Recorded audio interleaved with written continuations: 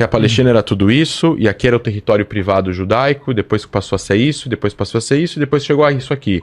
Quem vê esse conjunto de mapas, imagina assim, a Palestina está perdendo território. Isso é injusto. Só que a verdade é essa.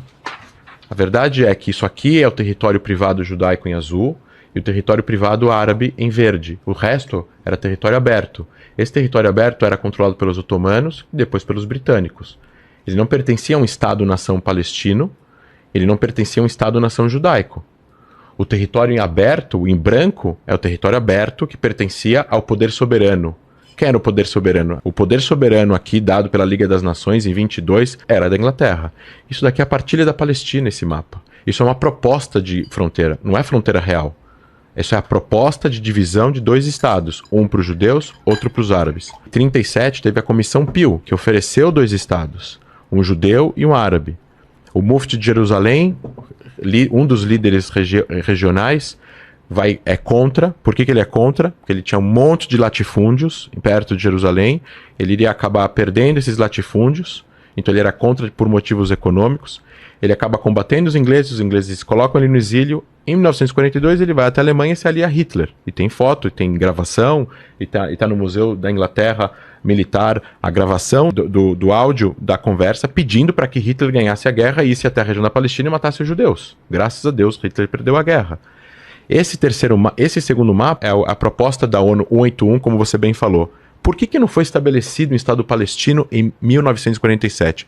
E Mahmoud Abbas, presidente palestino atual, falou exatamente isso na televisão alguns tempos atrás. Ele falou, foi um erro não termos aceitado a 181. A ONU, quando aprova em 47 a resolução 181, alguns países votam contra. Quem vota contra? A Liga Árabe inteira, 13 países.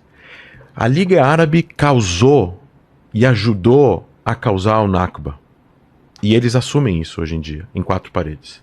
Infelizmente, quem dera, Tiago, se a Liga Árabe tivesse aceito e um Estado palestino tivesse sido formado nessa fronteira daqui. A gente não estaria agora conversando, eu não estaria te conhecendo, talvez te conheceria de outra forma, mas essas fronteiras existiriam. Eles rejeitam a 181 e Azam Pasha, que era o secretário geral da Liga Árabe em 1947, em Nova York, pega o microfone e fala: haverá uma guerra que lembrará a guerra dos cruzados e dos mamelucos, lembrando os massacres que houveram dos exércitos árabes que entraram na região 1000 anos antes e conquistaram Jerusalém e expulsaram os mamelucos e os cruzados da região. Hassan el-Banna, fundador da Irmandade Muçulmana no Egito, fala em 47 de que haverá uma guerra e de que ele fala, jogaremos os judeus no mar. E é justamente isso que o Hamas quer evitar que aconteça. Eles são contra isso. 2 estados. Eles não são a favor de diálogo, eles não são a favor de libertação, eles são contra a existência de Israel. E está escrito no charter deles. Não sou eu que estou falando, são eles que estão falando isso. E quando você fala que a guerra não é religiosa, para uns não. Para o Hamas é. É só ler a carta de fundação do Hamas. Israel existirá e continuará a existir até que o Islã o obliterará, assim como obliterou outros antes deles. Quem falou isso foi o Imam Hassan el-Banna, que é um dos líderes da Irmandade Muçulmana no Egito em 1920.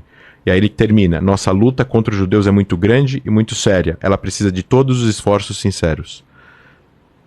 Está escrito na carta de fundação do Hamas isso. Não é eu falando isso. Eles falam isso.